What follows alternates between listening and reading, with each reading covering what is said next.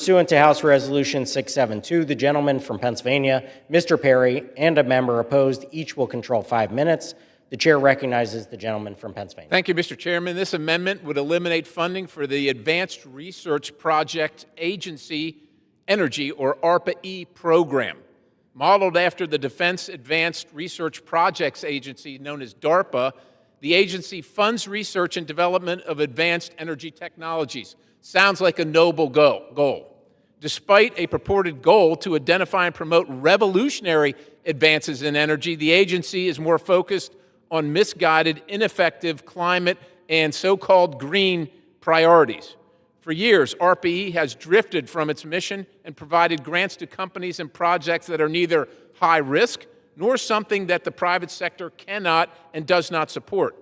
Among recent awards, ARPA-E has supported the Net Zero Game Changers initiative, which is subsidizing climate-warming refrigerants and Jetson-style electrification of aviation. And with all due respect, as a member of the Transportation Committee, if they want to electrify aviation, God bless them. Let them and the Wright brothers from your great state of Ohio, ma'am, let them invest and do. It's always better when the private sector invests. It's always more efficient. The outcomes are always better. The Trump administration has also called for the elimination of this program, and rightly so, recognizing the private sector's primary role in taking risks to commercialize breakthrough energy technologies with real market potential, not made up ones by people, the good idea fairy from the federal government. With that, I reserve, Mr. Chairman. Gentleman reserves. Does any other member seek? For what purpose does the gentleman from Tennessee rise? Thank you, Mr. Chairman. I respectfully claim time in opposition. Gentleman is recognized for 5 minutes. Respectfully, my colleague's amendment would eliminate Advanced Research Project Agency, or ARPA-E. ARPA-E's mission is to fund projects that are not yet addressed in the private sector, but can bring about a transformational shift in current energy technologies. Nearly 75% of ARPA-E awards go to small businesses and academia.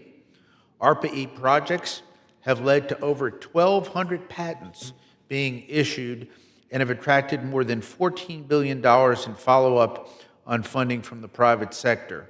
I've actually witnessed this with many companies, Mr. Chairman, and this has been a very successful program.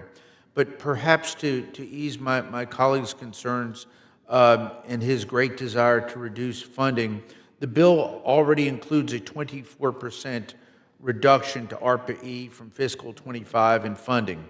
Therefore, I must respectfully oppose the amendment and urge my colleagues to do the same, and I reserve the balance of my time. Gentleman reserves. Gentleman from Pennsylvania. Well, I certainly appreciate the chairman's view.